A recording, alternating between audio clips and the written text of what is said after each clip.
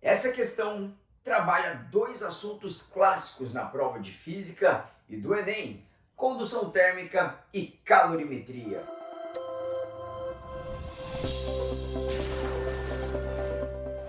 Olá, meu nome é Igor Ken e você está no Física 220 volts e hoje eu trago aqui para você uma questão clássica para as provas de física, para a prova do Enem, provas de colégio, que envolve dois assuntos muito importantes: condução térmica e a calorimetria. A ideia da questão é nós colocarmos um reservatório com vapor d'água a 100 graus Celsius, um reservatório com cubos de gelo a 0 graus Celsius. Eu tenho entre esses dois reservatórios, fazendo a conexão, uma barra de 50 centímetros de comprimento e a área da seção transversal de 5 centímetros ao quadrado. E a pergunta do problema é: determine a massa de gelo que derrete em 1 minuto de tempo.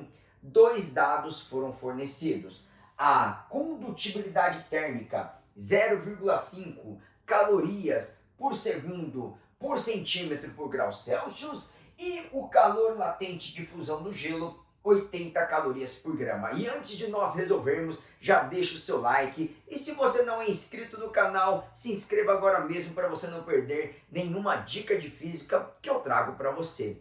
Então vamos para a resolução deste problema. Aqui, para nós resolvermos, nós vamos separar em vários passos. O primeiro passo é você conseguir calcular o calor pela chamada equação de Fourier. Calcular, na verdade, o fluxo de calor. Lembrando que fluxo de calor é calor dividido pelo intervalo de tempo. E por que, primeiramente, eu devo calcular o fluxo de calor? Porque depois que eu calculo o fluxo de calor, uma vez que eu tenho o intervalo de tempo de 1 minuto, eu sou capaz de calcular o calor que atravessa da extremidade esquerda para a extremidade direita. E por fim, depois que eu tiver este calor, eu posso calcular a massa de gelo que derrete. Caso você não se lembre da fórmula de Fourier, a equação de Fourier, que calcula o fluxo de calor, eu vou deixar aqui um card para você poder assistir a outra aula que eu gravei sobre este assunto. Então vamos ao primeiro passo. O primeiro passo, portanto, para se resolver, é calcular o chamado fluxo de calor.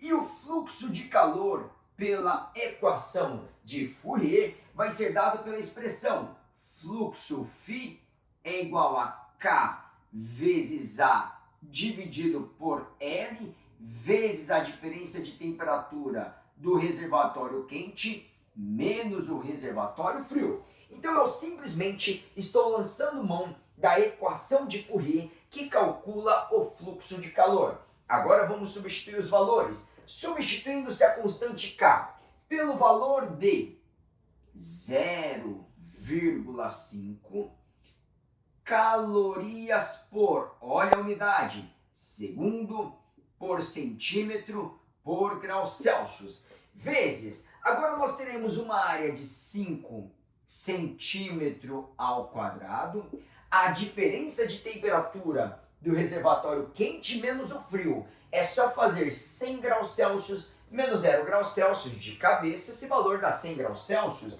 Então aqui fica vezes 100 graus Celsius, e tudo isso vai dividido pelo comprimento da nossa barra, que vale 50 centímetros.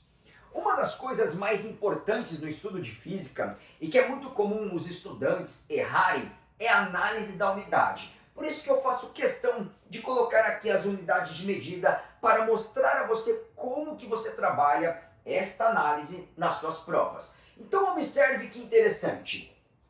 Eu tenho aqui centímetro e eu tenho aqui centímetro. Centímetro vezes centímetro é o mesmo que centímetro ao quadrado, portanto, este e este corta com centímetro ao quadrado. Além disso, perceba que aqui nós temos 0 graus Celsius embaixo, 0 graus Celsius em cima. Olha a unidade que vai sobrar. Vai sobrar somente caloria por segundo. Esta será a unidade do nosso fluxo de calor. Agora vamos fazer a conta.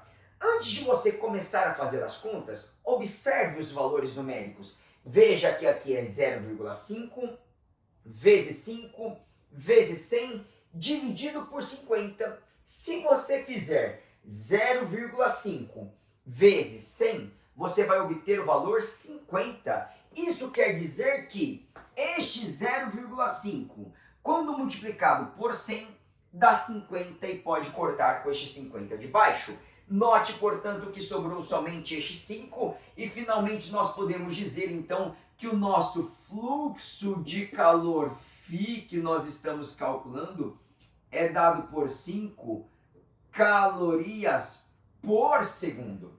Então este é o nosso fluxo de calor. Este foi o primeiro passo. Vamos agora ao segundo passo deste problema clássico. O segundo passo agora é você calcular qual a quantidade de calor que vai atravessar a nossa barra da extremidade esquerda até a extremidade direita. É muito importante você se lembrar de que o fluxo de calor φ é dado pela razão entre o calor Q e o intervalo de tempo ΔT. Agora, para se calcular o calor, eu vou pegar este intervalo de tempo ΔTzinho, vou passar para a esquerda multiplicando e nós vamos obter que este calor Q é o produto entre o fluxo de calor e o intervalo de tempo ΔTzinho. Vamos agora substituir os valores. Substituindo, se nós teremos o calor Q é fluxo de calor, acabamos de calcular, vale 5 calorias por segundo, e o intervalo de tempo é de 1 minuto, então vezes 1 minuto. Porém, aqui nós temos um problema com as unidades de medida.